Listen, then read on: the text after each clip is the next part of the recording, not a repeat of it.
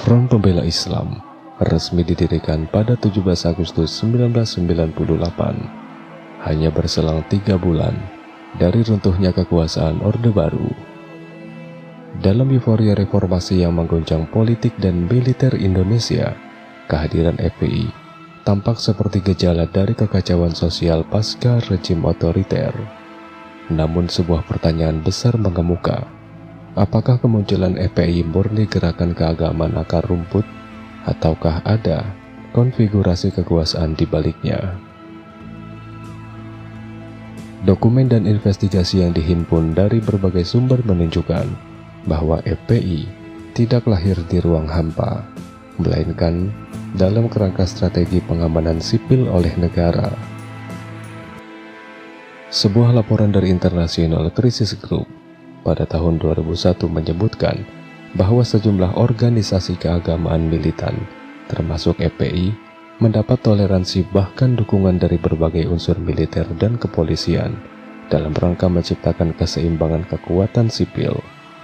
Ini adalah upaya tidak langsung untuk membendung pengaruh kekuatan pro-demokrasi yang dianggap terlalu liberal dan mengancam stabilitas yang selama ini dikontrol oleh Orde Baru. Salah satu nama yang kerap muncul dalam diskursus ini adalah Letnan Jenderal Purnawirawan Syarwan Hamid, yang pada saat itu menjabat sebagai Menteri Dalam Negeri di Kabinet Presiden B.J. Habibie. Ia diketahui memiliki hubungan dengan beberapa ormas keagamaan dan disebut dalam berbagai wawancara pernah mengikuti forum bersama pendiri FPI. Begitu pula dengan Jenderal Purnawirawan Wiranto, Menko Polhukam saat itu, yang diduga mengetahui jika tidak secara langsung mengarahkan penggunaan kelompok-kelompok sipil religius sebagai kekuatan tandingan terhadap potensi chaos pasca Soeharto. Majalah Tempo edisi 27 Oktober 2002 dalam investigasinya pernah mengatakan dugaan keterlibatan unsur militer dalam memfasilitasi pendirian ormas semacam FPI sebagai pasukan pengamanan sipil, meski tidak ada pengakuan resmi dari institusi militer. Yang menarik, FPI tidak hanya muncul sebagai ormas dalam agenda amar ma'ruf nahi munkar, tetapi juga segera menunjukkan kapasitas mobilisasi massa, struktur hierarkis, dan sumber daya yang signifikan, tidak seperti ormas akar rumput pada umumnya. Dalam wawancara dengan Tempo, salah satu mantan aktivis FPI menyebutkan bahwa pada awal berdiri FPI mendapat kemudahan logistik dari aparat keamanan dalam penyelenggaraan acara besar maupun pengamanan wilayah. Peneliti Greg Fealy dari Australian National University menyebut FPI sebagai representasi dari Islamisme jalanan yang digunakan sebagai alat tawar oleh elit negara terhadap naiknya kekuatan pro-reformasi. Menurut Fealy, negara sedang mengalami krisis kontrol dan butuh agen informal untuk menunjukkan masih adanya otoritas di lapangan. Sementara itu, Profesor Nur Haidi Hasan dalam bukunya Laskar Jihad mencatat bahwa pola relasi militer dan ormas Islam militan bukanlah hal baru. Sejak akhir 1980-an, rezim Orde Baru sudah mulai merawat jalur hijau sebagai penyeimbang terhadap kekuatan kiri dan liberal. Sejak awal kemunculannya, FPI tidak hanya menempatkan diri sebagai penjaga moralitas publik. Mereka menjelma menjadi kekuatan sipil yang aktif melakukan aksi-aksi langsung, baik dalam bentuk demonstrasi hingga kekerasan terbuka di ruang publik. Tindakan mereka bukan hanya menunjukkan militansi ideologis, tetapi juga praktik kekerasan simbolik yang diarahkan pada kelompok yang berbeda pandangan. Salah satu ciri khas FPI adalah aksinya yang kerap menimbulkan ketegangan, sweeping tempat hiburan malam saat Ramadan, razia minuman keras, hingga penyerangan terhadap diskusi atau acara budaya yang mereka anggap menyimpang dari ajaran Islam. Aksi sweeping warung makan yang tetap buka di siang hari selama bulan puasa, meski bukan pelanggaran hukum, dilakukan dengan kekerasan simbolik, diiringi ancaman, tekanan, dan stigmatisasi. Hal ini menimbulkan kekhawatiran serius mengenai pelanggaran hak individu dan hukum yang seharusnya ditegakkan oleh aparat, bukanlah ormas. Tahun 2010, FPI menyerbu kantor Aliansi Jurnalis Independen di Makassar dan menyerang jurnalis yang sedang meliput.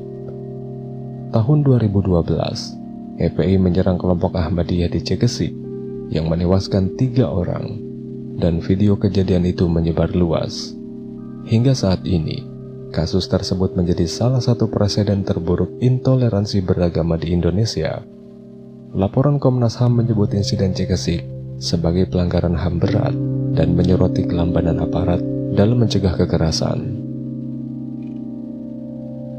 Tidak hanya Ahmadiyah, FPI juga terlibat dalam berbagai aksi represi terhadap komunitas Syiah, Kristen, dan bahkan umat Islam yang tidak sepaham. Di Sampang, Madura 2012, kekerasan terhadap komunitas Syiah menyebabkan puluhan orang kehilangan tempat tinggal. FPI secara terbuka menjustifikasi aksi tersebut sebagai bentuk pembersihan akidah. Begitu pula dengan kasus penolakan pembangunan rumah ibadah non-muslim.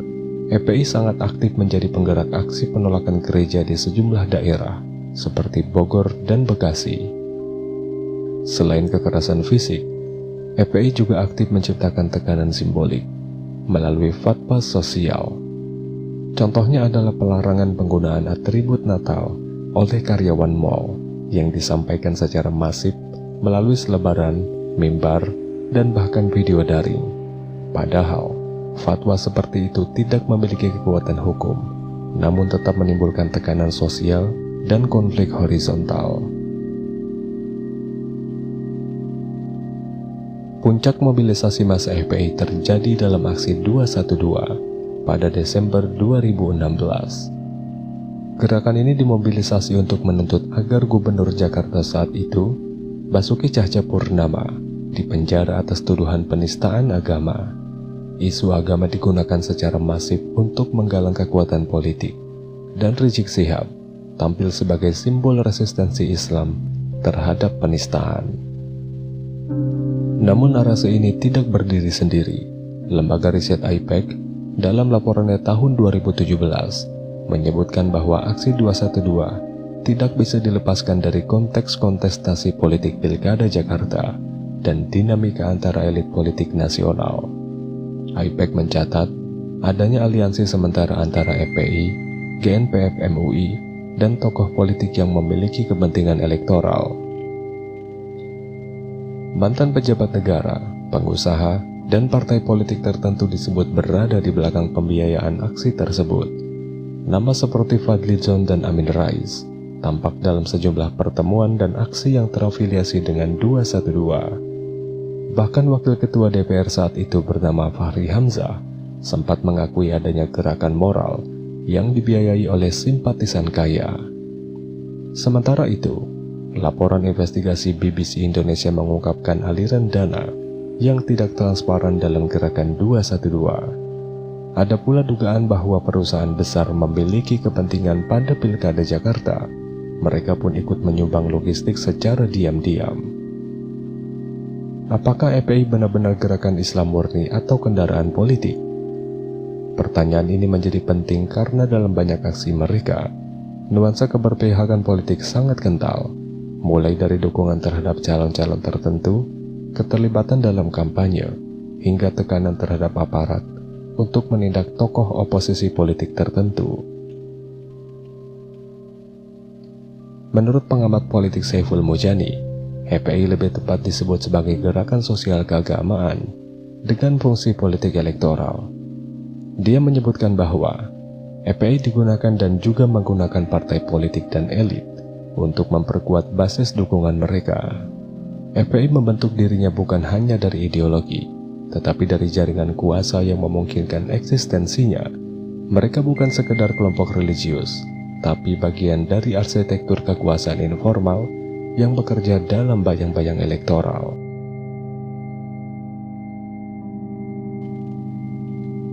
Rizik Syihab bukan hanya tokoh sentral FPI, dia adalah wajah, suara, dan bahkan jiwa dari organisasi tersebut. Sosoknya menempati ruang simbolik yang lebih luas daripada sekedar pemimpin. Dalam banyak aspek, keberadaan Rizik mewujudkan kultus individu, di mana figur personal mengalahkan institusi itu sendiri.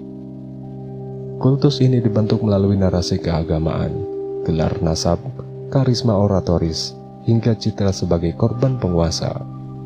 Namun ketika ditelik lebih dalam, terdapat pola yang mengarah pada gejala narsisme politik, yakni perpaduan antara superioritas moral yang diklaim sendiri, kehausan akan validasi massa, dan ketidakmampuan menerima kritik sebagai bagian dari proses demokrasi.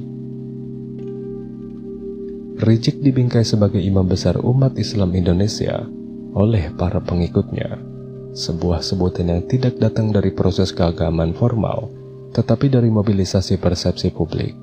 Julukan ini diperkuat dengan narasi pengorbanan, pengasingan di Arab Saudi, tuduhan kriminalisasi ulama, serta penyambutan massa besar-besaran saat ia kembali ke tanah air.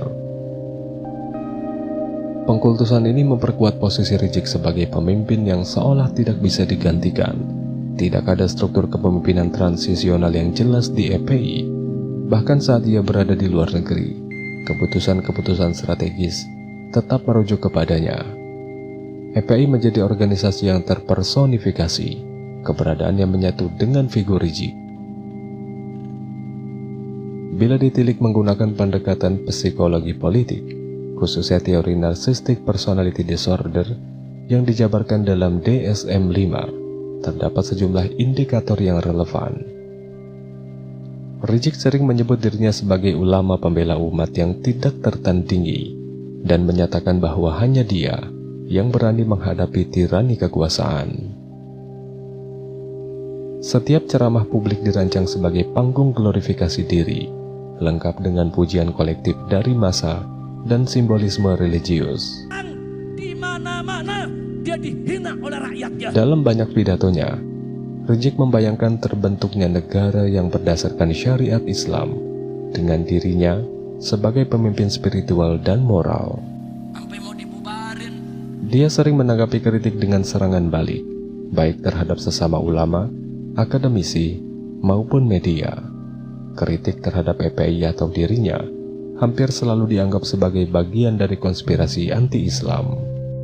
Dalam laporan etnografi digital yang ditulis oleh peneliti LIPI 2021, Rizik disebut sebagai figur yang membangun komunitas digital berbasis pemujaan diri, di mana narasi personal dikonstruksi sebagai bagian dari misi ilahiyah.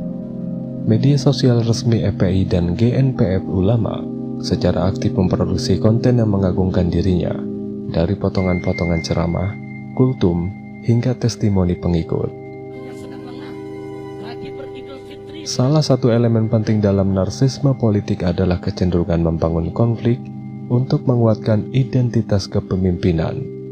Dalam kasus Rizik, konflik-konflik yang ia ciptakan, baik dengan pemerintah, kelompok minoritas, maupun sesama ulama, berfungsi sebagai cermin untuk mempertegas citra sebagai tokoh yang berani sendirian melawan arus. Konflik itu pun dijaga agar tetap menyala dalam setiap momen ketegangan. Narasi penganiayaan dan perlawanan selalu dikedepankan. Dalam teori komunikasi politik, ini dikenal sebagai politik reaktif, yakni kepemimpinan yang tumbuh melalui antagonisme, bukan solusi. Menurut Profesor Ariel Heryanto, pola seperti ini umum dalam populisme religius. Kultus personal menjadi alat untuk meneguhkan keaslian moral pemimpin dan membenarkan ekses yang dilakukan oleh pengikutnya. Mungkin aspek paling problematik dari narsisme politik Rizik adalah klaim monopoli atas interpretasi Islam. Ia tidak hanya memposisikan dirinya sebagai pemimpin ormas, tetapi juga sebagai penjaga kemurnian Islam. Dalam berbagai ceramah dia menyatakan bahwa mereka yang tidak sejalan dengan dirinya telah menyimpang dari jalan Islam. Klaim ini mempersempit ruang tafsir keagamaan dan mengubah agama menjadi refleksi ego pemimpinnya. Dengan mengidentifikasi diri sebagai representasi Islam itu sendiri, setiap kritik terhadap Rizik otomatis dianggap sebagai penghinaan terhadap Islam. Ini adalah bentuk fusion identity, di mana pemimpin, ideologi, dan komunitas dilebur menjadi satu entitas yang tidak bisa dipisahkan. Rizik Syihab bukan hanya pemimpin FPI, dia adalah FPI. Dalam dirinya bertemu antara hasrat kuasa, identitas keagamaan, dan psikologi kultus. Bukan tanpa alasan jika dia disebut sebagai gejala, bukan sekedar individu. Dalam setiap aksinya, kita menyaksikan bagaimana narsisme personal bisa menjelma menjadi kekuatan politik kolektif yang mengubah landscape sosial Indonesia. FPI tidak hanya beroperasi di ruang sosial keagamaan, tetapi juga telah lama memasuki ranah politik Indonesia. Sejak awal, organisasi ini telah memanfaatkan kekuatan massa sebagai alat politik yang mampu mengubah dinamika politik tingkat lokal maupun nasional. Melalui solidaritas keagamaan yang dibangun secara cepat, FPI berhasil menciptakan faksi-faksi politik yang dapat dipakai untuk kepentingan jangka pendek maupun jangka panjang. Keberhasilan FPI dalam menggerakkan massa tidak dapat dipandang remeh. Organisasi ini yang awalnya dibangun sebagai gerakan moral dan sosial, telah mengubah dirinya menjadi kekuatan elektoral yang bisa digunakan untuk menekan kebijakan pemerintah atau menguntungkan politisi tertentu. Puncaknya adalah terjadinya aksi 212 yang menjadi simbol dari mobilisasi massa berbasis agama yang digunakan untuk tujuan politik. Aksi 212 yang dilakukan pada Desember 2016 memprotes Gubernur DKI Jakarta atas tuduhan penistaan agama adalah contoh jelas bagaimana FPI bersama dengan GNPF MUI dapat menggerakkan jutaan orang ke jalanan. FPI memainkan peran utama dalam mengkoordinasi aksi ini dan membentuk citra perjuangan umat Islam yang diwakili oleh mereka. Namun sebagaimana diungkap oleh beberapa pengamat politik, aksi ini tidak bisa dilepas dari kepentingan politik dalam Pilkada Jakarta yang sedang berlangsung. Para politisi yang memiliki kepentingan elektoral langsung mendekati FPI untuk memanfaatkan mobilisasi tersebut. Nama seperti Prabowo Subianto dan Amin Rais terlihat bersama massa dalam aksi tersebut, menunjukkan bahwa FPI bukan sekedar gerakan agama, tetapi juga menjadi pemain politik yang bisa mempengaruhi hasil pemilu. Nah, dikit lagi dia perang, saudara. FPI tidak hanya terlibat dalam aksi-aksi besar, tetapi juga telah menjadi bagian dari percaturan politik yang lebih luas. Dukungan mereka terhadap calon-calon tertentu dalam pemilu dan pilkada menunjukkan peran mereka sebagai kekuatan politik yang aktif. Seiring dengan meningkatnya ketegangan politik pasca reformasi, FPI semakin dijadikan alat oleh segelintir elit politik untuk mencapai tujuan mereka. Dalam beberapa kesempatan, FPI berfungsi sebagai alat pemukul untuk menyerang lawan politik. Mereka tidak hanya berperan dalam melobi, tetapi juga dalam menekan pemerintah melalui aksi massa. Sebagai contoh, FPI telah beberapa kali terlibat dalam demonstrasi yang menuntut pengunduran diri pejabat publik, bahkan menyasar pemerintah pusat yang dianggap tidak menjalankan prinsip-prinsip Islam sesuai dengan keinginan mereka. Namun meskipun FPI terlihat dekat dengan beberapa aktor politik, organisasi ini juga menjaga jarak dengan politisi tertentu yang tidak sejalan dengan visi agama mereka.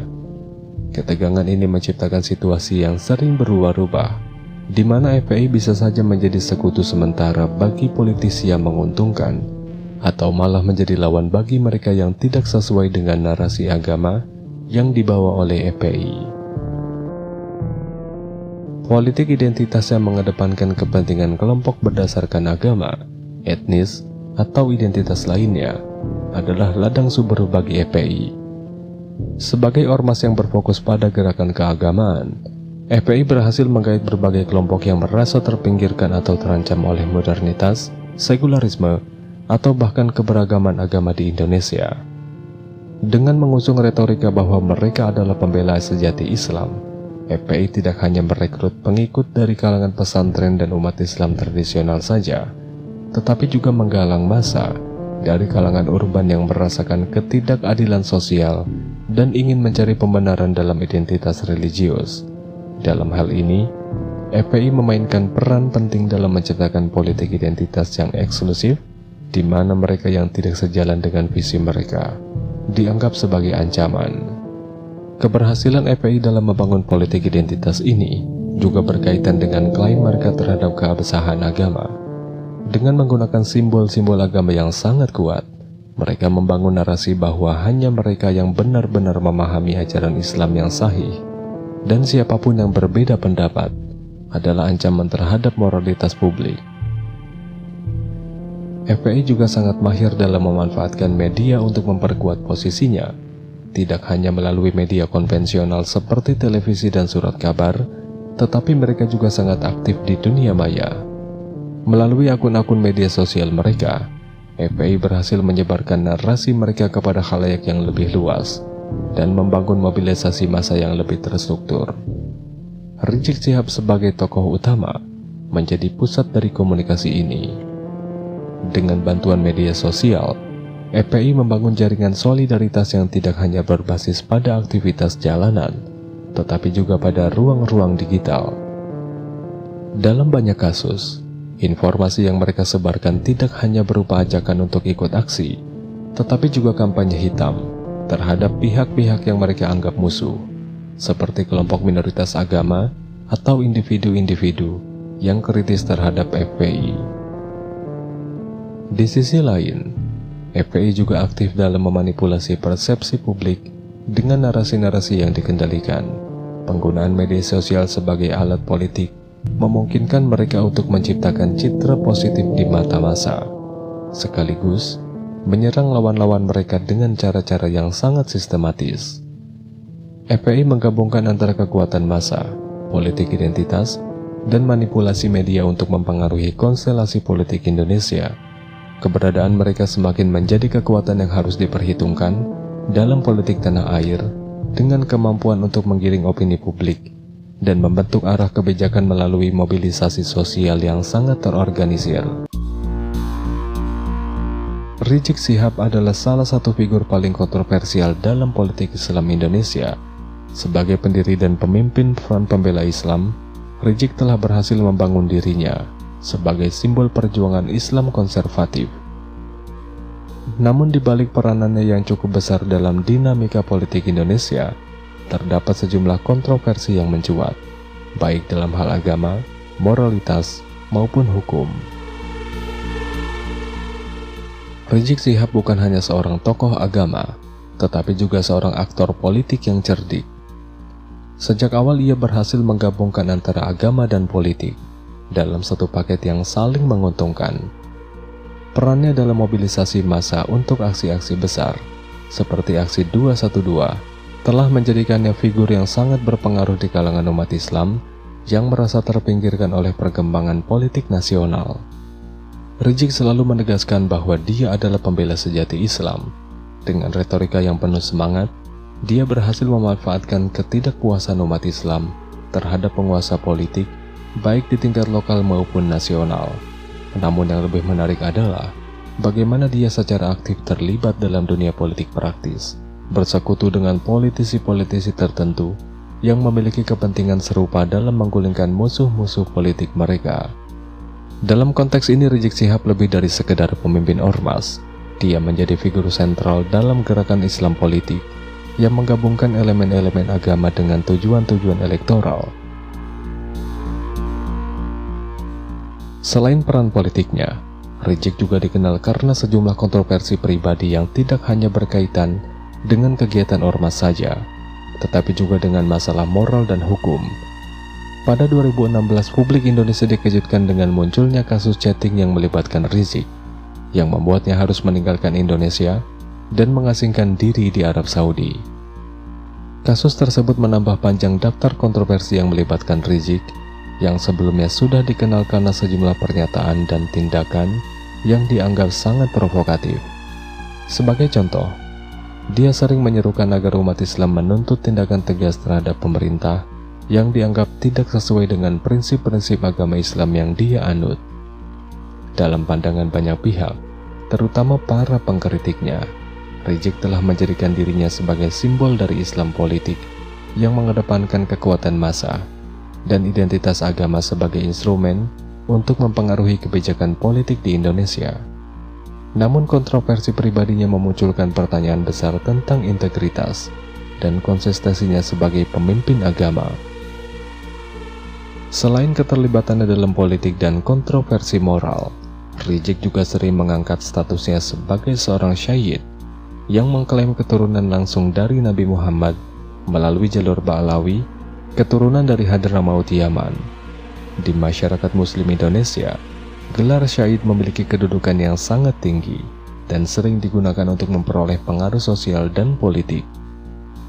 Klaim ini memberikan Rizik kekuatan simbol yang besar, namun juga menimbulkan perdebatan. Beberapa kalangan di Indonesia, terutama yang memiliki latar belakang Nahdlatul Ulama, meragukan keabsahan nasabnya. Mereka menganggap klaim ini sebagai cara untuk mendapatkan status dan pengaruh lebih besar, baik dalam kalangan umat Islam maupun dalam politik.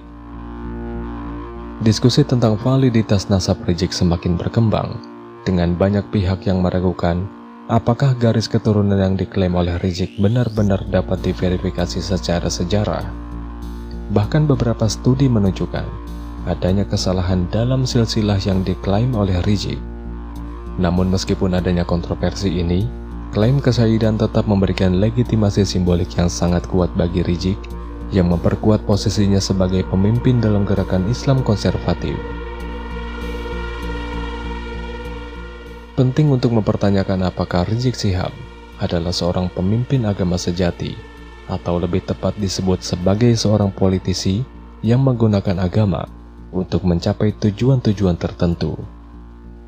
Rizik tampaknya telah melampaui batas-batas keagamaan yang biasanya melekat pada pemimpin Islam untuk memasuki arena politik praktis dengan tujuan yang lebih besar.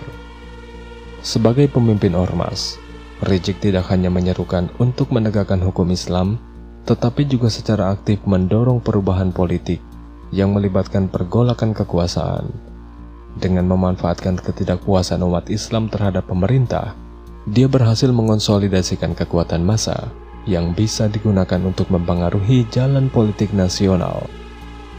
Dalam banyak hal, Rizik Syihab menempatkan dirinya di pusat perhatian, memanfaatkan situasi untuk menarik perhatian media, dan memperkuat pengaruh politiknya. Ketika dia kembali ke Indonesia pada tahun 2020, meskipun tengah menghadapi berbagai masalah hukum, dia disambut sebagai pahlawan oleh pengikutnya yang loyal. Rizik Syihab adalah figur yang kompleks dan kontroversial. Meskipun menonjol sebagai pemimpin dalam gerakan Islam politik, sisi pribadi dan moralitasnya seringkali menjadi bahan perdebatan. Pengaruhnya dalam politik Indonesia semakin jelas, namun tantangan besar bagi dirinya adalah mengatasi kontroversi dan pernyataan seputar keabsahan klaim kesyahidan, serta apakah dia dapat bertindak sesuai dengan nilai-nilai moral yang dia perjuangkan. Gerakan politik Islam di Indonesia, khususnya yang dipelopori oleh Front Pembela Islam, telah membawa pengaruh yang signifikan terhadap dinamika sosial, politik, dan agama dalam negeri. Kelahiran FPI pada tahun 98 tidak hanya sekedar merespon kritik sosial pasca reformasi, tetapi juga menjadi wujud dari strategi politik yang melibatkan aktor-aktor negara yang mempergunakan ormas keagamaan sebagai instrumen dalam mengontrol sosial dan politik. Rizik Syihab sebagai figur sentral dalam FPI berhasil memperkuat pengaruh kelompok ini dengan memanfaatkan simbolisme agama dan kekuasaan. Meskipun kontroversial dalam banyak aspek, baik terkait dengan tindakan kekerasan yang dilakukan oleh FPI maupun persoalan moral yang menimpa Rizik, dia tetap mampu memobilisasi massa dengan daya tarik ideologis yang kuat. FPI bukan hanya sekedar ormas yang mengangkat isu-isu agama, mereka berfungsi lebih jauh dari itu. FPI hadir sebagai kekuatan alternatif yang mengisi ruang yang ditinggalkan oleh kelemahan struktur negara dalam menjamin keamanan sosial. Melalui aksi-aksi seperti sweeping, penolakan terhadap minoritas agama, dan demonstrasi politik, FPI berhasil membentuk identitas sosial yang dapat menggerakkan massa dalam skala besar. Namun meskipun kekuatan sosial FPI cukup besar pada masa puncaknya, penting untuk dicatat bahwa masa depan mereka kini berada dalam ketidakpastian. Meskipun masih ada kelompok yang mendukung ideologi mereka, dampak jangka panjang dari tindakan kekerasan terutama terhadap kelompok minoritas, serta meningkatnya kesadaran sosial akan pentingnya keberagaman, memberikan tantangan besar bagi FPI dalam mempertahankan relevansinya. Kemudian sederet fakta yang telah dibeberkan oleh Kiai Imaduddin terhadap keabsahan nasab bagi kaum Ba'lawi menjadi hal yang sangat krusial dalam konteks eksistensi Rizik Syihab.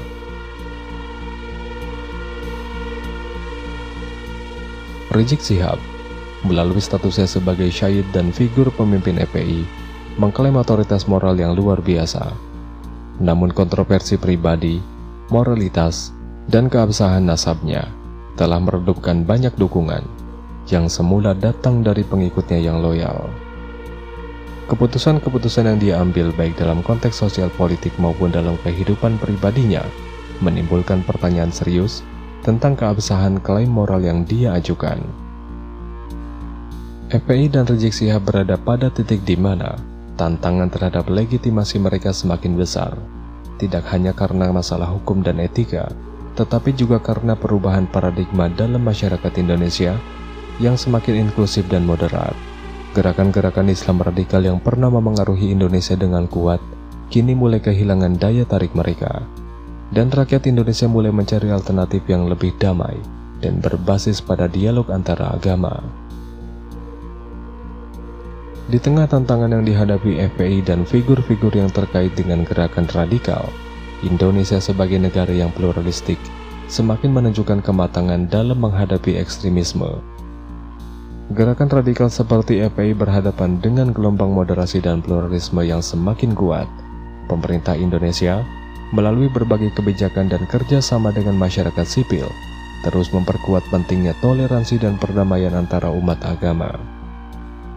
Meski demikian, masa depan gerakan radikal tidak bisa diabaikan begitu saja. Selama ketidakadilan sosial, ketimpangan ekonomi, dan ketidakpuasan terhadap pemerintah masih ada, gerakan-gerakan seperti FPI dapat terus menemukan simpatisan di kalangan kelompok-kelompok yang merasa terpinggirkan.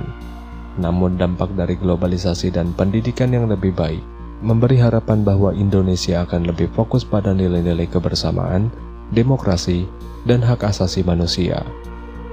Penting untuk mencatat bahwa gerakan radikal yang pernah berjaya seperti FPI, meski memiliki dampak yang signifikan dalam sejarah Indonesia, kini mulai kehilangan pengaruhnya di tengah geliat kebebasan berbicara, serta tumbuhnya kesadaran terhadap pentingnya pluralisme dan inklusivitas dalam masyarakat.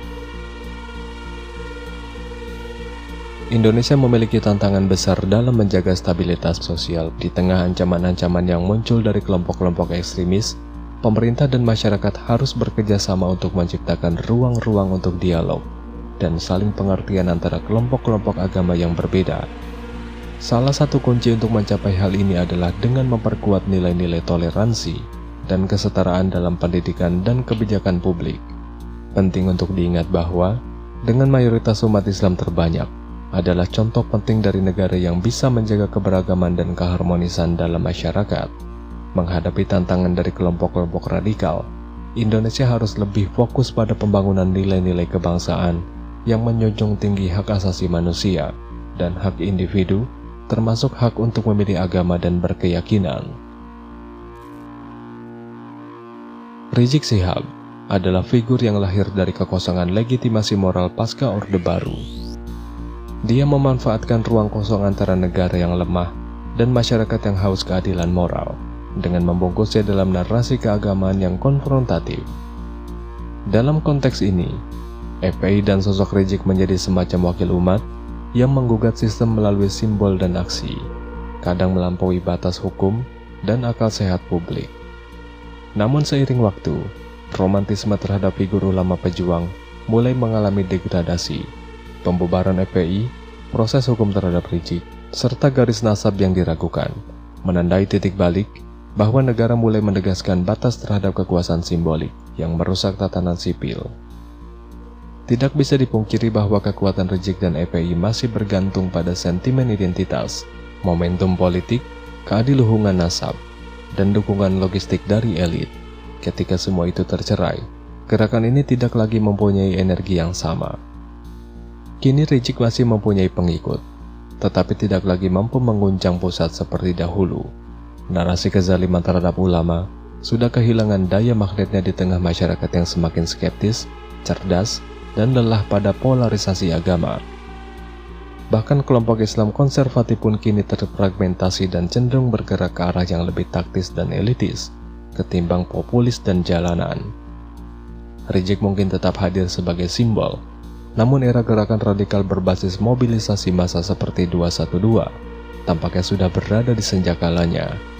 Tantangan ke depan adalah memastikan agar ruang agama tidak lagi dijadikan kendaraan kekuasaan oleh siapapun, dan agar masyarakat tidak lagi terkecoh oleh mereka yang menjual moralitas tapi menghamba pada politik. Indonesia akan terus menghadapi godaan populisme berbasis agama, tetapi masa depan demokrasi kita akan bergantung pada seberapa besar rakyat bersedia mempertanyakan suara keras yang mengaku paling suci, dan seberapa berani kita menjaga ruang publik dari para pencatut nama Tuhan.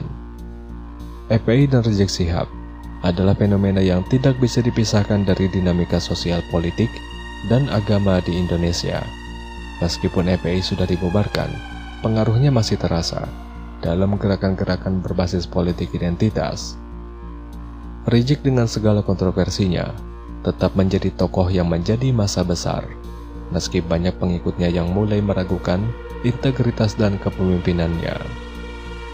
Seiring berjalannya waktu, muncul pertanyaan besar, apakah FPI dan Rizik Syihab akan terus mempengaruhi masa depan Indonesia, atau akankah mereka menjadi bagian dari sejarah? Yang jelas, perjalanan mereka telah mencatatkan jejak yang tidak terlupakan dalam perkembangan politik dan sosial yang ada di Indonesia.